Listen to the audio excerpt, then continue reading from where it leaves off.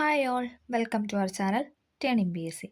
അപ്പോൾ നമ്മളിന്ന് ഡിസ്കസ് ചെയ്യാനായിട്ട് പോകുന്നത് സയൻസുമായി ബന്ധപ്പെട്ട കുറച്ച് ക്വസ്റ്റ്യൻസ് ആണ്.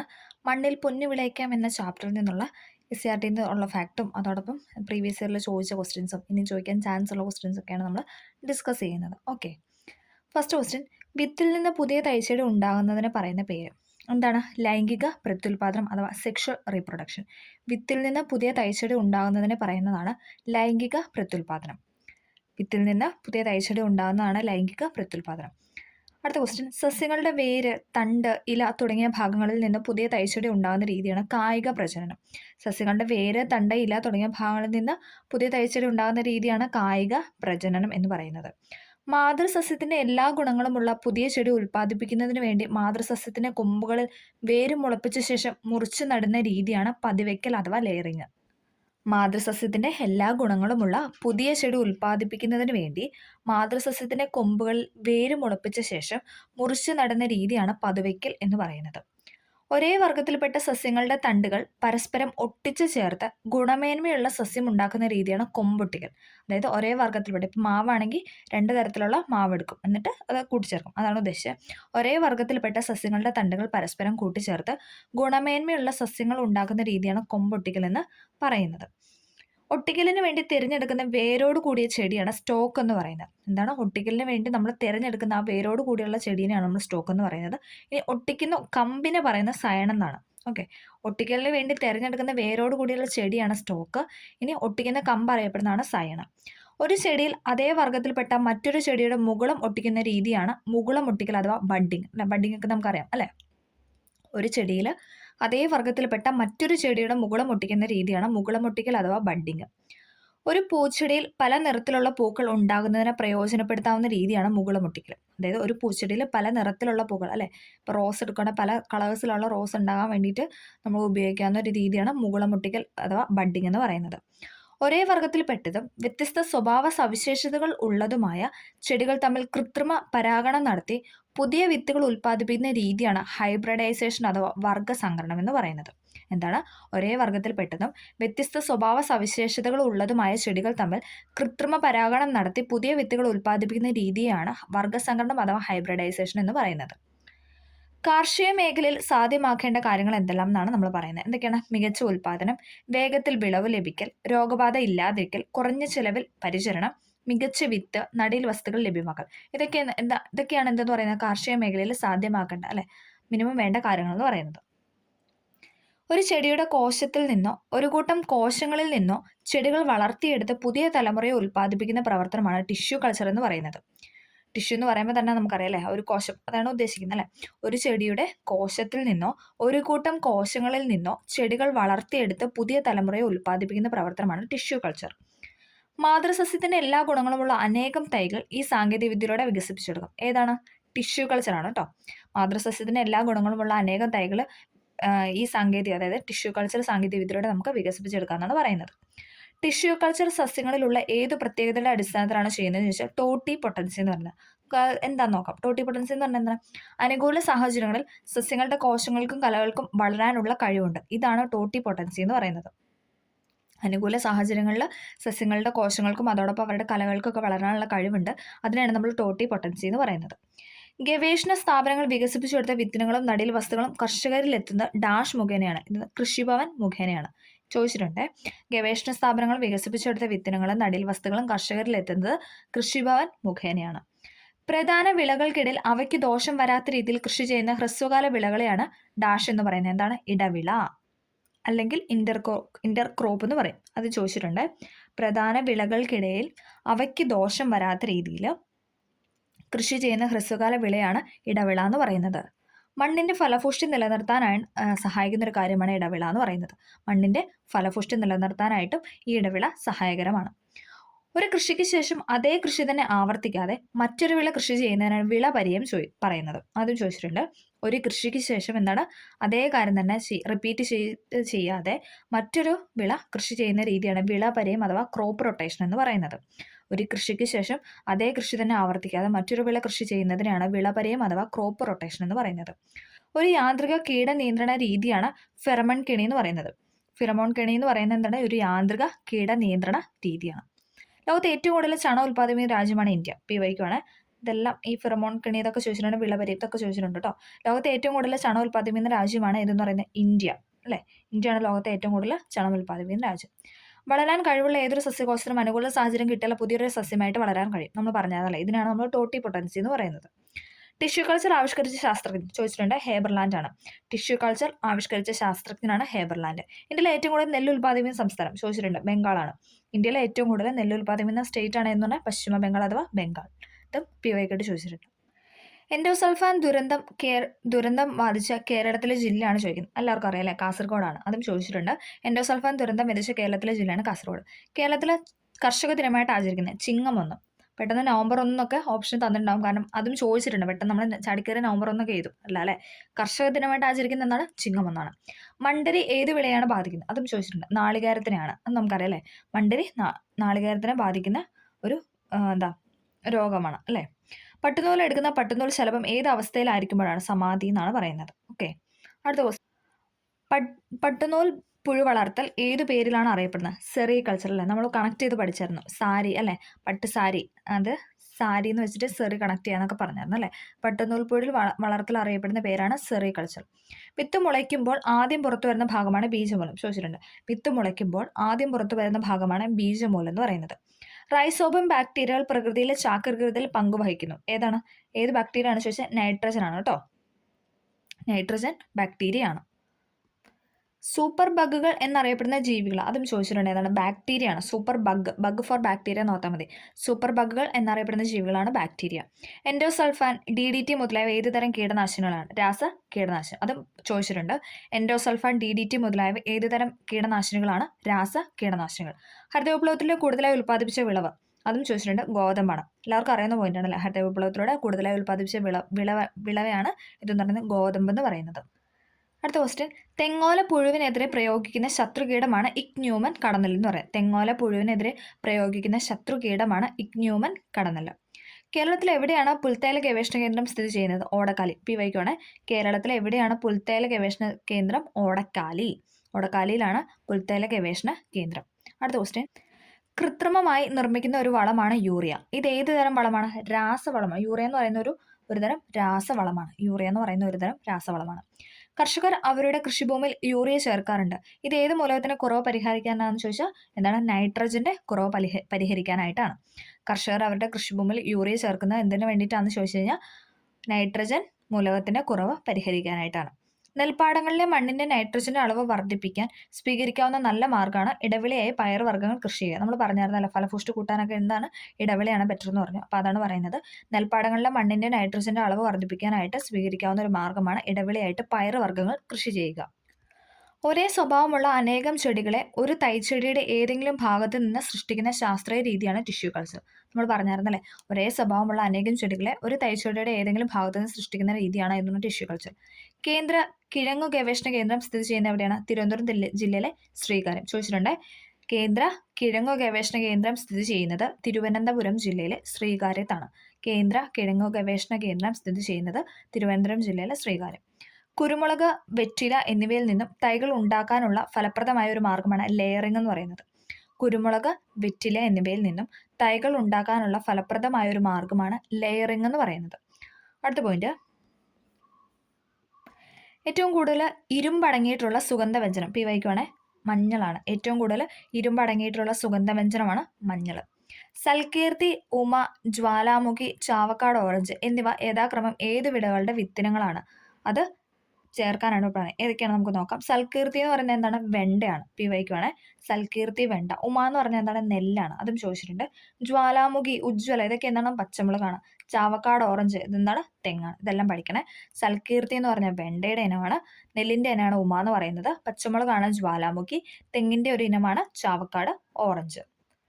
ചെടിയിൽ നിന്ന് വിത്ത് ശേഖരിക്കാൻ പറ്റിയ ഉൽപാദന കാലമാണ് മധ്യകാലത്തുണ്ടാകുന്ന വിത്തുകൾ എന്ന് പറയുന്നത്. ചെടി അതായത് ആദ്യമല്ല അവസാനമല്ല, ആദ്യം ഉണ്ടാകുന്ന അതിൽ നിന്ന് നമ്മൾ വിത്തെടുക്കാൻ പാടില്ല. അതോടൊപ്പം ഏറ്റവും ലാസ്റ്റ് തീരാറാവുമ്പോൾ ഉണ്ടാകുന്ന കായിൽ നിന്ന് നമ്മൾ വിത്തെടുക്കുന്നത്. ഏറ്റവും ഏകദേശം മധ്യത്തിലുണ്ടാകുന്ന വിത്തുകൾ എടുക്കണം എന്നാണ് പറയപ്പെടുന്നത്. പാകി മുളപ്പിച്ച് നടുന്നവയാണ് ഏതൊക്കെ? തക്കാളി, മുളക്, നെല്ല്, ചെടി. അതൊക്കെ എസ്സെറ്റ് ഫാക്റ്റാണ് ഇങ്ങനെ കൊടുത്തിരിക്കുന്നത്. പാകി മുളച്ച് അല്ലെ നമുക്കറിയാം തക്കാളിയുടെയും മുളകിൻ്റെ നെല്ലിൻ്റെ ഒക്കെ നമ്മൾ അരി അല്ലെ പാകി മുളപ്പിച്ചാണ് എടുക്കുന്നത്. ഓക്കെ. വേരിൽ നിന്നും പുതിയ തൈച്ചെടി ഉണ്ടാകുന്നവയാണ് ഏതാണ്? കറിവേപ്പ്, ആഞ്ഞിലി, കണിക്കൊന്ന, ശീമപ്ലവ അല്ലെ നമുക്കറിയാം കറിവേപ്പിൻ്റെ ചോട്ടിലൊക്കെ പോയി കുറേ കുഞ്ഞു കുഞ്ഞു അല്ലെ കുഞ്ഞു കുഞ്ഞു കറിവേപ്പൊക്കെ ഉണ്ടാകുന്നതാണ്. അപ്പോൾ അതൊക്കെ എന്താണ്? വേരിൽ നിന്നാണ് പുതിയ തൈച്ചെടി ഉണ്ടാകുന്നത്. ഇലയിൽ നിന്ന് പുതിയ തൈച്ചെടി ഉണ്ടാകുന്നവയാണ് ബ്രയോഫില്ലം, ഇലമുളച്ചി, നിലപ്പന, നിശാഗന്ധി എന്നൊക്കെ പറയും. ഇലയിൽ നിന്നാണ് അത് പുതിയ തൈച്ചെടി ഉണ്ടാകുന്നത്. ഗ്രാഫ്റ്റിംഗ് ചെയ്യാൻ പറ്റുന്ന ചെടികളാണ് മാവ്, പ്ലാവ്, സപ്പോട്ട, കശുമാവ് തുടങ്ങിയവ. എന്താണ്? ഗ്രാഫ്റ്റിംഗ് ചെയ്യാൻ പറ്റുന്ന ചെടികളാണ് മാവ്, പ്ലാവ്, സപ്പോട്ട, കശുമാവ് എന്ന് പറയുന്നത്.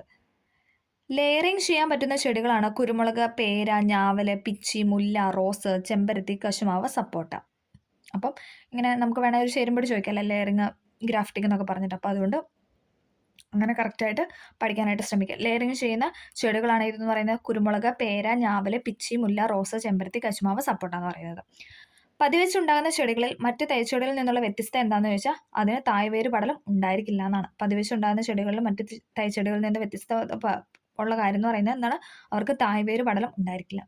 ബഡ്ഡിങ് ചെയ്യാൻ പറ്റുന്ന ചെടികളാണ് റബ്ബർ, ചെമ്പരത്തി, റോസ്. നമ്മൾ പണ്ട് സ്കൂളിലൊക്കെ അല്ലേ നമ്മൾ ചെമ്പരത്തിയുടേത് അങ്ങനെ എന്താ ചെറുപ്പത്തിൽ നമ്മൾ എക്സ്പെരിമെൻറ്റ് ചെയ്തിട്ടുണ്ട് അല്ലേ. ബഡ്ഡിങ് ചെയ്യാൻ പറ്റുന്ന ചെടികളാണ് റബ്ബർ, ചെമ്പരത്തി, റോസ്. നെൽപ്പാടങ്ങളിലെ മണ്ണിൽ നൈട്രജന്റെ തോത് വർദ്ധിപ്പിക്കാൻ സ്വീകരിക്കാവുന്ന നല്ല മാർഗ്ഗമാണ് പയറുവർഗ്ഗങ്ങൾ കൃഷി ചെയ്യുക. നമ്മൾ പറഞ്ഞായിരുന്നു അല്ലേ. റേച്ചൽ കഴ്സൺ എഴുതിയ പുസ്തകമാണ് നിശബ്ദ വസന്തം. ചോദിച്ചിട്ടുണ്ടേ. റേച്ചൽ കഴ്സൺ എഴുതിയ പുസ്തകമാണ് നിശബ്ദ വസന്തം.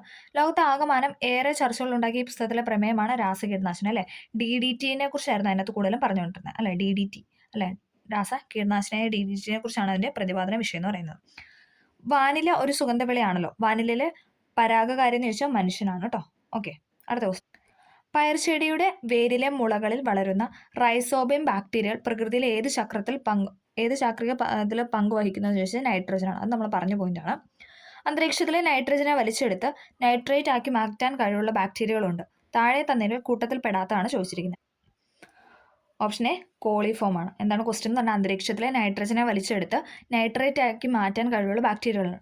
റൈസോബിയത്തിനും അസറ്റോബാക്ടറിനും ആസോസ്പൈറലത്തിനൊക്കെ എന്താണ് ആ ഒരു കഴിവുണ്ട്. പക്ഷേ കോളിഫോമിന് അത് ഇല്ല. അന്തരീക്ഷത്തിലെ നൈട്രജനെ വലിച്ചെടുത്ത് നൈട്രേറ്റ് ആക്കി മാറ്റാൻ കഴിവുള്ള ബാക്ടീരിയകളാണ് ഏതൊക്കെയെന്ന് പറയുന്ന റൈസോബിയം, അസറ്റോബാക്ടർ, അസോസ്പൈറലം എന്ന് പറയുന്നത്. മാവിൻ്റെ ഇനങ്ങളിൽ സ്റ്റോക്കായി തിരഞ്ഞെടുക്കാൻ കഴിയുന്ന മാവിനമാണ് നാടൻ മാവ് എന്ന് പറയുന്നത്. സ്റ്റോക്കായിട്ട് തിരഞ്ഞെടുക്കുന്നത് എന്ന് പറയുന്നത് അഥവാ സ്റ്റോക്ക് എന്ന് പറഞ്ഞാൽ മൂലകണ്ഠം അതായിട്ട് തിരഞ്ഞെടുക്കുന്ന നാടൻ മാവാണ്. ഹരിതവിപ്ലവം ആദ്യമായി ആരംഭിച്ചത് ചോദിച്ചിട്ടുണ്ട്. ഹരിതവിപ്ലവം ആദ്യമായിട്ട് ആരംഭിച്ചത് എവിടെയാണ്? മെക്സിക്കോയിലാണ്. ഹരിതവിപ്ലവത്തിൻ്റെ ഏഷ്യൻ ഭവനം എന്നറിയപ്പെടുന്ന ഫിലിപ്പീൻസ്. അതും ചോദിച്ചിട്ടുണ്ട്. ഹരിതവിപ്ലവത്തിൻ്റെ ഏഷ്യൻ ഭവനം എന്നറിയപ്പെടുന്ന ഫിലിപ്പീൻസ്.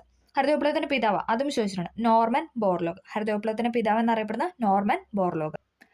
നൊബേൽ സമ്മാനത്തിന് അർഹനായ ഏക കാർഷിക ശാസ്ത്രജ്ഞനാണ് ഇതെന്ന് പറയുന്നത് നോർമൻ ബോർലോഗ്. നോർമൻ ബോർലോഗ് എന്ന് പറഞ്ഞാൽ ആരാണ്? നൊബേൽ സമ്മാനത്തിന് അർഹനായ ഏക കാർഷിക ശാസ്ത്രജ്ഞനാണ്. ഹരിതവിപ്ലവത്തിന്റെ തുടക്കത്തിൽ സാമ്പത്തിക സഹായം നൽകിയത് റോക്ക് ഫെല്ലർ ഫൗണ്ടേഷനാണ്. റോക്ക് ഫെല്ലർ ഫൗണ്ടേഷനാണ് ഹരിതവിപ്ലവത്തിന്റെ തുടക്കത്തിൽ സാമ്പത്തികമായിട്ട് സഹായം നൽകിയ രാജ്യം എന്ന് പറയുന്നത്. നൽകിയ സംഘടന എന്ന് പറയുന്നത്. ഇന്ത്യൻ ഹരിതവിപ്ലവത്തിന്റെ പിതാവ് ആരാണ്? Doctor MS Swaminathan. അത് ഇങ്ങനെ തന്നെ പഠിക്കണം. എന്താണ്? ഹരിതവിപ്ലവത്തിന്റെ പിതാവ് എന്ന് പറയപ്പെടുന്ന നോർമൻ ബോർലോഗ് ആണ്. പക്ഷേ ഇന്ത്യയിലെ ഹരിതവിപ്ലവത്തിന്റെ പിതാവ് ചോദിച്ചാലാണ് ഡോക്ടർ MS സ്വാമിനാഥനെ എഴുതാവുള്ളൂ. ഇന്ത്യൻ ഹരിതവിപ്ലവം നടപ്പിലാക്കിയ കൃഷിമന്ത്രി P. സുബ്രഹ്മണ്യം. ഇത് ചോദിച്ചിട്ടുണ്ടേ. P. സുബ്രഹ്മണ്യം. ഇന്ത്യയിൽ ഹരിതവിപ്ലവം നടപ്പിലാക്കിയ കൃഷിമന്ത്രിയുമാണ് P. സുബ്രഹ്മണ്യം എന്ന് പറയുന്നത്. ഹരിതവിപ്ലവത്തിൽ മുൻപന്തിയിൽ നിൽക്കുന്ന സംസ്ഥാനം ഏതാണ്? പഞ്ചാബാണ്. ഹരിതവിപ്ലവത്തിൽ മുൻപന്തിയിൽ നിന്ന സ്റ്റേറ്റ് ആണ് ഇതെന്ന് പറഞ്ഞാൽ പഞ്ചാബ്. മണ്ണ് ഉപയോഗിക്കാത്ത കൃഷിരീതിയാണ് ഹൈഡ്രോപോണിക്സ്. ചോദിച്ചിട്ടുണ്ട്. മണ്ണ് ഉപയോഗിക്കാത്ത കൃഷിരീതിയാണ് ഹൈഡ്രോപോണിക്സ് എന്ന് പറയുന്നത്. മണ്ണ് ഉപയോഗിക്കാത്ത കൃഷിരീതിയാണ് ഹൈഡ്രോപോണിക്സ്. പച്ചക്കറി കൃഷിക്ക് അനുയോജ്യമായ മണ്ണിൻ്റെ pH എന്ന് പറയുന്നത് 6.5 മുതൽ 7.5 വരെയാണ്. പച്ചക്കറി കൃഷിക്ക് അനുയോജ്യമായ മണ്ണിൻ്റെ pH ആണ് 6.5 മുതൽ 7.5 എന്ന് പറയുന്നത്. ലിനൻ എന്ന നാര് ഉൽപ്പാദിപ്പിക്കുന്ന സസ്യമാണ് ഫ്ലാക്സ്. ലിനൻ എന്ന നാര് ഉൽപ്പാദിപ്പിക്കുന്ന സസ്യമാണ് ഫ്ലാക്സ്. ഹരിത വിപ്ലവത്തിലൂടെ ഏറ്റവും കൂടുതൽ ഉൽപ്പാദിപ്പിച്ച വിളയാണ് ഗോതമ്പ്. എല്ലാവർക്കും അറിയാം അല്ലേ. ഗോതമ്പ് വിപ്ലവം തന്നെയാണ് അറിയപ്പെടുന്നത് അല്ലേ. ഹരിത വിപ്ലവത്തിലൂടെ കൂടുതൽ ഉൽപ്പാദിപ്പിച്ച വിളയാണ് ഗോതമ്പ്. തെങ്ങോല പുഴുവിനെ തുരത്താൻ കഴിയുന്ന മിത്രകീടമാണ് ഇഗ്നൂമൻ കടന്നൽ. ഇനി നമ്മൾ കുറച്ച് കാർഷിക വിപ്ലവങ്ങൾ നമുക്ക് നോക്കാം. ഹരിത വിപ്ലവം നെല്ല്, ഗോതമ്പ് എന്നിവയുടെ ഉൽപ്പാദനം അല്ലേ. നമുക്കറിയാം ഹരിത വിപ്ലവം എന്ന് പറഞ്ഞാൽ എന്താണ്? നെല്ല്, ഗോതമ്പ് എന്നിവയുടെ ഉൽപ്പാദനമായിരുന്നു. രജത വിപ്ലവം എന്താണ്? മുട്ടയുടെ ഉൽപ്പാദനമാണ് രജത വിപ്ലവം എന്ന് പറയുന്നത്. രജത വിപ്ലവം എന്ന് പറയുന്നത് മുട്ടയുടെ ഉൽപ്പാദനം. മഞ്ഞ വിപ്ലവം എന്താണ്? എണ്ണക്കുരുക്കളുടെ ഉൽപ്പാദനമാണ്. മഞ്ഞ വിപ്ലവം എന്നറിയപ്പെടുന്ന എണ്ണക്കുരുക്കളുടെ ഉൽപ്പാദനം. സുവർണ്ണ വിപ്ലവം എന്താണ് ചോദിച്ചിട്ടുണ്ട്? പഴം പച്ചക്കറികളുടെ ഉൽപ്പാദനമാണ് സുവർണ്ണ വിപ്ലവം എന്ന് പറയുന്നത്. ധവള വിപ്ലവം ചോദിച്ചിട്ടുണ്ട്, പാലുൽപാദനമാണ്. ധവള വിപ്ലവം എന്ന് പറയുന്നത് പാലുൽപാദനം. നീല വിപ്ലവം അതും ചോദിച്ചിട്ടുണ്ട്, മത്സ്യ ഉൽപാദനമാണ് നീല വിപ്ലവം. പിന്നെന്താണ്? ബ്രൗൺ വിപ്ലവം രാസവളങ്ങളുടെയും തുകലിന്റെയും ഉൽപാദനമാണ് ബ്രൗൺ വിപ്ലവം എന്നറിയപ്പെടുന്നത്. രാസവളങ്ങളുടെയും തുകലിന്റെയും ഉൽപാദനമാണ് ബ്രൗൺ വിപ്ലവം. മഴവിൽ വിപ്ലവം എന്താണ്? കാർഷിക മേഖലയിലെ മൊത്ത ഉൽപാദന വർധനയാണ് മഴവിൽ വിപ്ലവം എന്ന് പറയുന്നത്. കാർഷിക മേഖലയിലെ മൊത്ത ഉൽപാദന വർധന. നമുക്കൊന്നും കൂടെ നോക്കാം. ഹരിത വിപ്ലവം എന്ന് പറഞ്ഞാൽ നെല്ല്, ഗോതമ്പ് എന്നിവയുടെ ഉൽപാദനം. രജത വിപ്ലവം മുട്ടയുടെ ഉൽപാദനം. മഞ്ഞ വിപ്ലവം എണ്ണക്കുരുക്കളുടെ ഉൽപാദനം. സുവർണ്ണ വിപ്ലവം പഴം പച്ചക്കറികളുടെ ഉൽപാദനം. ധവള വിപ്ലവം പാൽ ഉൽപാദനം. നീല വിപ്ലവം മത്സ്യ ഉൽപാദനം. ബ്രൗൺ വിപ്ലവം എന്ന് പറയുന്നത് രാസവളങ്ങളുടെയും തുകലിന്റെയും ഉൽപാദനം. മഴവിൽ വിപ്ലവം എന്താണ്? കാർഷിക മേഖലയിലെ മൊത്ത ഉൽപാദന വർധനവ്. അപ്പോൾ നമ്മൾ ഈ ചാപ്റ്ററുമായി ബന്ധപ്പെട്ട് ഇത്രയും പോയിന്റ്സ് ആണ് കുറേ അല്ലേ. ഇതിൽ മിക്കതും തന്നെ എന്താണ് SRT ഫാക്ട് കൂടുതലും എന്താണ് നമ്മുടെ ഇപ്പോൾ ഓൾറെഡി PVK ആയിട്ട് ചോദിച്ച ക്വസ്റ്റ്യൻസ് ഉണ്ട്. ഇനിയും ചോദിക്കാവുന്ന കുറച്ച് ക്വസ്റ്റ്യൻസ് കൂടെ ബാക്കിയുണ്ട് അല്ലേ. അപ്പോൾ നമുക്കിനി ബാക്കി കുറച്ച് ഫിസിക്സുമായി റിലേറ്റഡ് ആയിട്ടുള്ള കുറച്ച് ക്വസ്റ്റ്യൻസ് കൂടെ നോക്കാം. പ്രകാശ വിസ്മയങ്ങൾ എന്ന SRT ചാപ്റ്ററിലെ കുറച്ച് പോയിന്റ്സ് ആണ് നമ്മൾ പറയുന്നത്. PVK ആയിട്ട് ചോദിച്ച ക്വസ്റ്റ്യൻസും അല്ലാത്ത കുറച്ച് ക്വസ്റ്റ്യൻസ് ഒക്കെയാണ് നമ്മൾ ഡിസ്കസ് ചെയ്യുന്നത്. പ്രകാശം ഒരു പ്രതലത്തിൽ തട്ടി തിരിച്ചു വരുന്നതിന് എന്ത് പറയുന്നു എന്നാണ് ചോദിച്ചത്. എന്താണ്? Reflection of light. പ്രകാശം ഒരു പ്രതലത്തിൽ തട്ടി തിരിച്ചു വരുന്നതിനാണ് നമ്മൾ റിഫ്ലക്ഷൻ ഓഫ് ലൈറ്റ് എന്ന് പറയുന്നത്. നിരപ്പായതും മിനുസമുള്ളതുമായ പ്രതലത്തിൽ പ്രകാശം പതിച്ച് ക്രമമായി തിരിച്ചു പോകുന്നതിനാണ് ക്രമപ്രതിപതനം അഥവാ റെഗുലർ റിഫ്ലക്ഷൻ എന്ന് പറയുന്നത്. നിരപ്പായതും മിനുസമുള്ളതുമായ പ്രതലത്തിൽ പ്രകാശം പതിച്ച് ക്രമമായി തിരിച്ചു പോകുന്നതിനാണ് ക്രമപ്രതിപതനം അഥവാ റെഗുലർ റിഫ്ലക്ഷൻ എന്ന് പറയുന്നത്. പ്രകാശത്തെ ക്രമമായി പ്രതിപദിപ്പിക്കുന്ന പ്രതലമാണ് എന്താണ്? ദർപ്പണങ്ങൾ എന്ന് പറയുന്നത് അല്ലേ, മിറേഴ്സ്. പ്രകാശത്തെ ക്രമമായി പ്രതിപദിപ്പിക്കുന്ന പ്രതലങ്ങളാണ് ദർപ്പണങ്ങൾ എന്ന് പറയുന്നത്. മിനുസമില്ലാത്ത പ്രതലത്തിൽ പ്രകാശം പതിക്കുമ്പോൾ ക്രമരഹിതമായി പ്രതിപദിക്കുന്നു. ഇതാണ് വിസരിത പ്രതിപതനം എന്ന് പറയുന്നത്. എന്താണ്? മിനുസമല്ലാത്ത പ്രതലത്തിൽ അല്ലെ, റഫായിട്ടുള്ള പ്രതലത്തിൽ എന്താണ്? പ്രകാശം പതിക്കുമ്പോൾ ക്രമരഹിതമായിട്ട് അല്ലെ, സ്കാറ്റേർഡ് ആയിട്ട് പ്രതിപദിക്കുന്നു. ഇതാണ് വിസരിത പ്രതിപതനം അഥവാ ഡിഫ്യൂസ് റിഫ്ലക്ഷൻ എന്ന് പറയുന്നത്. നാം വസ്തുവിനെ കാണുന്നത് എപ്പോഴാണ്? അതായത് നമുക്കൊരു കാഴ്ച സാധ്യമാകുന്നത് എപ്പോഴാണെന്ന് ചോദിക്കുന്നത്. എന്താണ്? വസ്തുവിൽ തട്ടുന്ന പ്രകാശം പ്രതിപദിച്ച് കണ്ണിൽ പതിക്കുമ്പോഴാണ് നാം വസ്തുവിനെ കാണുന്നത്. വസ്തുവിൽ തട്ടുന്ന പ്രകാശം പ്രതിപദിച്ച് കണ്ണിൽ പതിക്കുമ്പോഴാണ് നാം വസ്തുവിനെ കാണുന്നത്. ഉപരിതലം സമതലങ്ങളായ ദർപ്പണങ്ങളാണ് സമതല ദർപ്പണം അല്ലെ, പ്ലെയിൻ മിറേഴ്സ്. നമ്മൾ ഫേസ് ഒക്കെ നോക്കാൻ യൂസ് ചെയ്യുന്ന പ്ലെയിൻ മിറേഴ്സ് എന്ന് പറഞ്ഞാൽ എന്താണ്? ഉപരിതലം സമതലമാണ്. ഉപരിതലം സമതലങ്ങളായ ദർപ്പണങ്ങളാണ് സമതല ദർപ്പണങ്ങൾ അഥവാ പ്ലെയിൻ മിറേഴ്സ് എന്ന് പറയുന്നത്. ദർപ്പണത്തിൽ പതിക്കുന്ന പ്രകാശകിരണങ്ങളാണ് പതനകിരണം അഥവാ ഇൻസിഡന്റ് റേ. അതായത് ഒരു മിററിൽ പതിക്കുന്ന പ്രകാശത്തിന്റെ കിരണമാണ് അവിടുത്തെ ഇൻസിഡന്റ് റേ എന്ന് പറയുന്നത്. ദർപ്പണത്തിൽ തട്ടി തിരിച്ചു പോകുന്നത് എന്തായിരിക്കും? അപ്പം പ്രതിപതനം അല്ലെ, റിഫ്ലക്റ്റഡ് റേ. വന്ന് തട്ടി പതിക്കുന്ന എന്താണ്? ഇൻസിഡന്റ് റേയും. ഇനി അത് തട്ടി തിരിച്ചു പോകണം. തിരിച്ചു പോകുന്നതിനാണ് പ്രതിപതന കിരണം അഥവാ റിഫ്ലക്റ്റഡ് റേ എന്ന് പറയുന്നത്. ദർപ്പണത്തിന്റെ പ്രതലത്തിന് ലംബമായി പതന ബിന്ദുവിൽ വരയ്ക്കുന്ന രേഖയാണ് ലംബം എന്ന് പറയുന്നത്. ദർപ്പണത്തിന് പ്രതലം അതായത് നമ്മളൊരു മിറർ വെച്ച് കഴിഞ്ഞാൽ അതിൻ്റെ ആ ഒരു പ്രതലത്തിന് ലംബമായിട്ട് നേരെ നെടുങ്ങനെ ഒരു ഇത് വെച്ചാൽ ആ പതന ബിന്ദുവിൽ വരയ്ക്കുന്ന രേഖയാണ് ലംബം അഥവാ നോർമൽ എന്ന് പറയുന്നത്. പതനകിരണത്തിനും ലംബത്തിനും ഇടയിലുള്ള കോണാണ് പതനകോൺ എന്ന് പറയുന്നത്. അതായത് പതിച്ച കിരണത്തിനും പിന്നെ നമ്മൾ ലംബമായിട്ട് വരച്ചു അല്ലെ, പതന ബിന്ദുവിൽ വരയ്ക്കുന്ന രേഖയാണ് ലംബം എന്ന് പറയുന്നത്. അപ്പോൾ ആ ലംബത്തിനും പതനകിരണത്തിനും വന്ന് പതിക്കുന്നതിനും ഇടയിലായിട്ടുള്ള കോണാണ് പതനകോൺ എന്ന് പറയുന്നത്.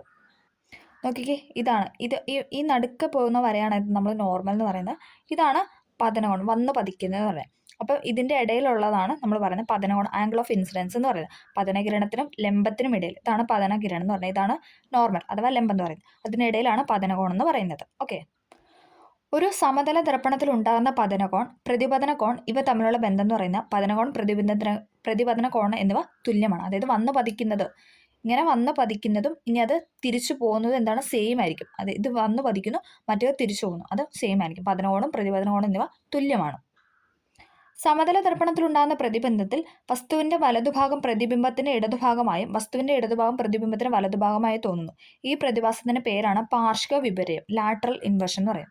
അതായത് സമതല ദർപ്പണത്തിൽ ഉണ്ടാകുന്ന പ്രതിബിംബത്തിൽ അല്ലെ, നമുക്കറിയാം നമ്മൾ ഇപ്പോൾ ഫേസ് നോക്കുന്ന കണ്ണാടിയിൽ ഇപ്പോൾ നമ്മുടെ വലത് എന്താണ് ഇടത്തായിട്ടാണ് നമുക്ക് കാണുന്നത്, തിരിച്ച് കാണുന്ന അല്ലെ, റൈറ്റ് ലെഫ്റ്റ് ആയിട്ടാണോ ലെഫ്റ്റ് റൈറ്റ് ആയിട്ടാണോ. അപ്പോൾ അതാണെന്ന് ചോദിച്ചു കഴിഞ്ഞാൽ എന്താണ്? പാർശ്വിക വിപര്യം എന്നാണ് പറയുന്നത്.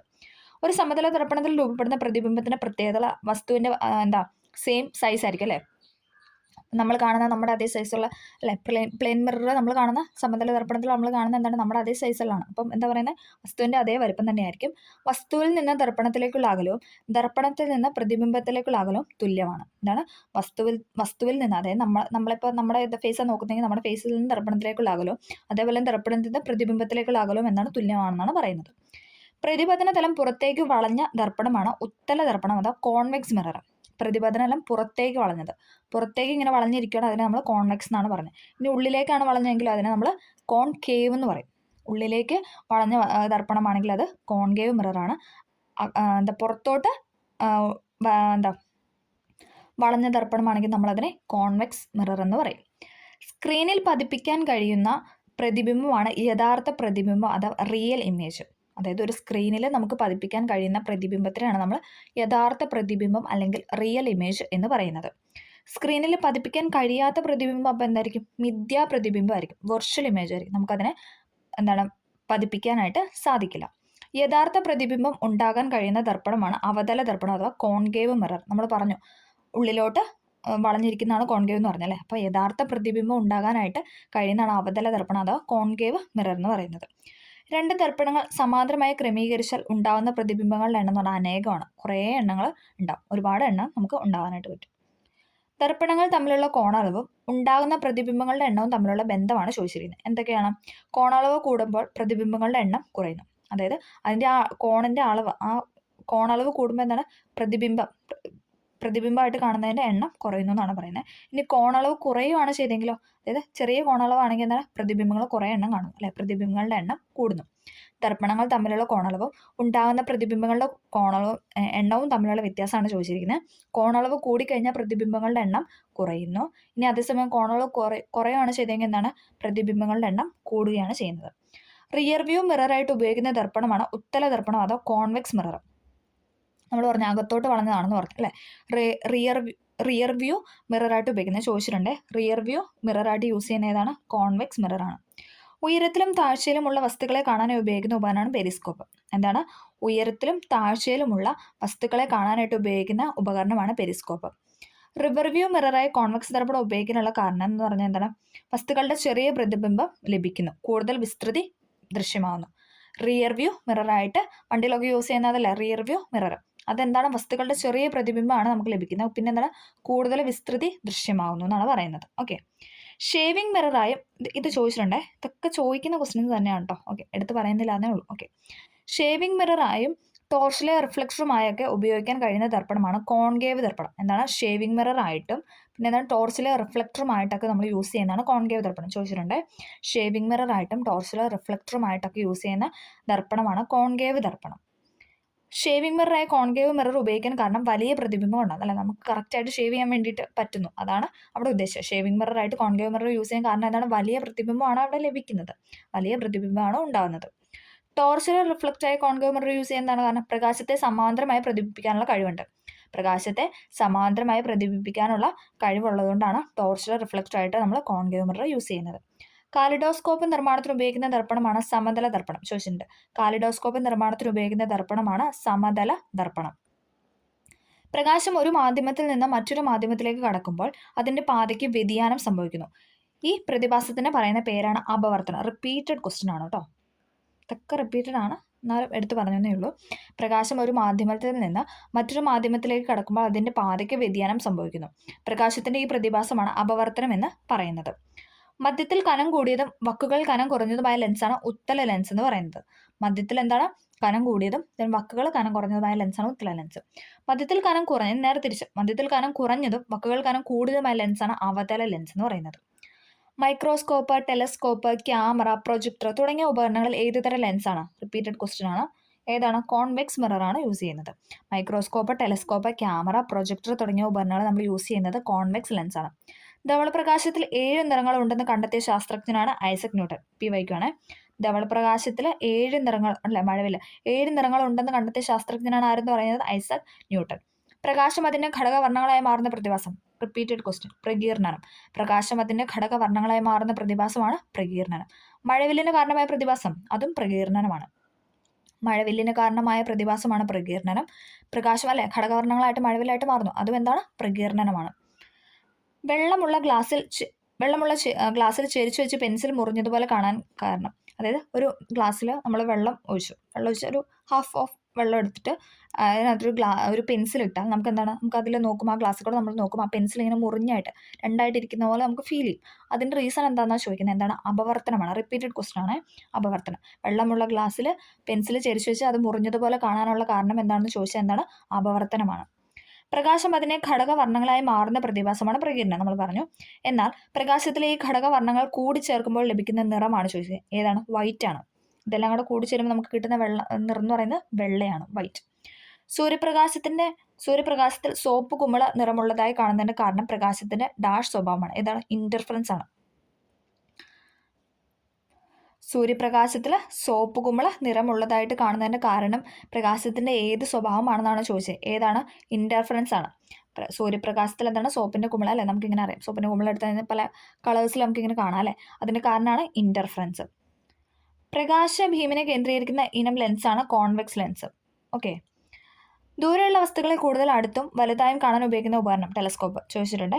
ദൂരെയുള്ള വസ്തുക്കളെ കൂടുതൽ അടുത്തും വലുതായിട്ടും കാണാൻ ഉപയോഗിക്കുന്ന ഉപകരണമാണ് ടെലസ്കോപ്പ്. എല്ലാ വർണ്ണരശ്മികളും പ്രതിഫലിപ്പിക്കുന്ന വസ്തുവിന്റെ നിറമാണ് വൈറ്റ്. നമ്മൾ പറഞ്ഞല്ലേ, എല്ലാ വർണ്ണരശ്മികളും പ്രതിഫലിക്കുന്ന വസ്തുവിന്റെ നിറമാണ് വൈറ്റ്. എല്ലാ വർണ്ണരശ്മികളും ആഗിരണം ചെയ്യുന്ന വസ്തുവിന്റെ നിറം ഏത് നിറത്തിലാണ് കാണപ്പെടുന്നത്? കറുപ്പാണ് അല്ലേ. എല്ലാ വർണ്ണരശ്മികളും ആഗിരണം ചെയ്യുകയാണെങ്കിൽ എന്താണ്? അത് കറുപ്പായിരിക്കും. ഇനി പ്രതിഫലിപ്പിക്കുന്നതാണെങ്കിൽ അത് വൈറ്റ് ആയിരിക്കും. ലെൻസിന്റെ പവർ പ്രസ്താവിക്കുന്ന യൂണിറ്റ് ഡയോപ്റ്റർ. PYക്കാണ്. ലെൻസിന്റെ പവർ പ്രസ്താവിക്കുന്ന യൂണിറ്റാണ് ഡയോപ്റ്റർ. പ്രകാശത്തെ കടത്തിവിടുന്ന വസ്തുക്കളാണ് സുതാര്യ വസ്തുക്കൾ അല്ലെ. കടത്തിവിടുന്നതിന് സുതാര്യ വസ്തുക്കളെന്നും കടത്തിവിടാത്തതിന് നമ്മൾ അധാര്യ വസ്തുക്കൾ എന്നാണ് പറയുന്നത്. പ്രകാശം കടത്തിവിടുന്ന വസ്തുക്കളാണ് അതിനെ സുതാര്യ വസ്തുക്കളെന്നും പ്രകാശത്തെ കടത്തിവിടാത്ത വസ്തുക്കളാണ് നമ്മൾ അതിനെ അധാര്യ വസ്തുക്കളെന്നും പറയുന്നു. പ്രാഥമിക വർണ്ണങ്ങൾ ഏതൊക്കെയാണ്? റെഡ്, ഗ്രീന്, ബ്ലൂ അല്ലെ. പച്ച, ചുവപ്പ്, നീല. ഇതൊക്കെയാണ് പ്രാഥമിക വർണ്ണങ്ങൾ എന്നുണ്ട്. പച്ച, ചുവപ്പ്, നീല. ചുവപ്പ് ചില്ലിൽ കൂടി പച്ച ഇലയെ നോക്കുമ്പോൾ ഏത് നിറത്തിലാണ് കാണുന്നത്? റിപ്പീറ്റഡ് ക്വസ്റ്റൻ ആണ്. ചുവപ്പ്, അതായത് റെഡ് ഇതിനകത്തോടെ നമുക്ക് പച്ച ഇലേനെ നമ്മൾ നോക്കുക. ഒരു റെഡ് ഗ്ലാസ്സിനകത്തോടെ നമ്മൾ പച്ച ഇലയെ നോക്കുമ്പോൾ എന്താണ് നമുക്ക് കാണാൻ പറ്റുന്നത്? നമുക്ക് ബ്ലാക്ക് കളറാണ് കാണാൻ പറ്റുന്നത്. ചുവപ്പിനകത്തോടെ പച്ച ഇലയെ നോക്കുമ്പോൾ കാണുന്നത് ബ്ലാക്ക് ആണ്. കണ്ണിലെ ലെൻസ് ഏത് വിഭാഗത്തിലാണ് പെടുന്നത്? Repeated question. Convex lens. നമ്മുടെ കണ്ണിലുള്ള ഏത് വിഭാഗത്തിലുള്ള ലെൻസാന്ന് ചോദിച്ചാൽ കോൺവെക്സ് ആണ്. കണ്ണിനുണ്ടാകുന്ന അസ്റ്റിഗ്മാറ്റിസം എന്ന രോഗം പരിഹരിക്കുന്നതിന് ഉപയോഗിക്കുന്ന ലെൻസാണ് സിലിണ്ടറിക്കൽ ലെൻസ്. അതും ഉപയോഗിക്കുകയാണ്. കണ്ണിനുള്ളിലുള്ള അസ്റ്റിഗ്മാറ്റിസം എന്ന രോഗം പരിഹരിക്കുന്നതിനായിട്ട് ഉപയോഗിക്കുന്ന ലെൻസാണ് സിലിണ്ടറിക്കൽ ലെൻസ്. മഞ്ഞുകട്ട വെളുത്തിരിക്കുന്നത് എന്തുകൊണ്ടാണ്? ഐസ് ക്രിസ്റ്റലുകൾ എല്ലാ ഭാഗത്തു നിന്നും പ്രകാശത്തെ പൂർണ്ണമായും പ്രതിഫലിക്കുന്നതുകൊണ്ടാണ് മഞ്ഞുകട്ട വെളുത്തിരിക്കുന്നത് അല്ലേ. നമുക്കറിയാം. അത് ഉരുകിക്കഴിയുമ്പോൾ എന്താണ്? അതിന് നിറമുണ്ടോ? ഇല്ല. മഞ്ഞുകട്ട വെളുത്തിരിക്കുന്നത് എന്തുകൊണ്ടാണെന്ന് ചോദിച്ചാൽ ഐസ് ക്രിസ്റ്റലുകൾ എല്ലാ ഭാഗത്തു നിന്നും പ്രകാശത്തെ പൂർണ്ണമായും പ്രതിഫലിക്കുന്നതുകൊണ്ടാണ് മഞ്ഞുകട്ട വെളുത്തിരിക്കുന്നത്.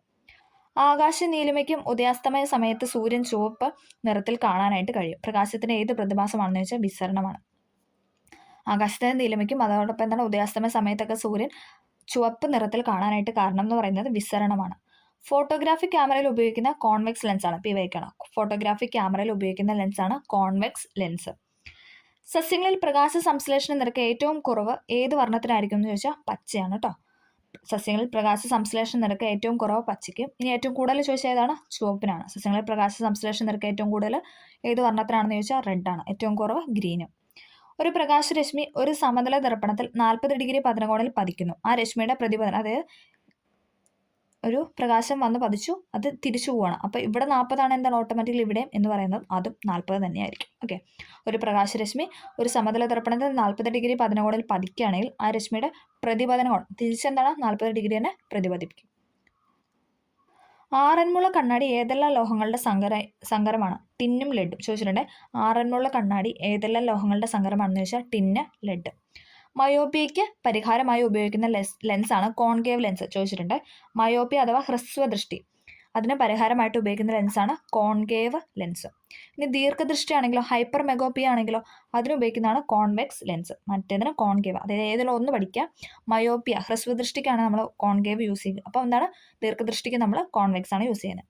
വിഷമദൃഷ്ടി പരിഹരിക്കാൻ ഉപയോഗിക്കുന്നതാണ് സിലിണ്ടറിക്കൽ ലെൻസ്. അപ്പം ഹ്രസ്വദൃഷ്ടിയാണെങ്കിൽ നമ്മൾ കോൺകേവ് ലെൻസ് ഉപയോഗിക്കും. ദീർഘദൃഷ്ടിയാണെങ്കിൽ കോൺവെക്സ് ലെൻസ് ഉപയോഗിക്കും. വിഷമദൃഷ്ടിയാണെങ്കിൽ സിലിണ്ടറിക്കൽ ലെൻസ് ഉപയോഗിക്കും.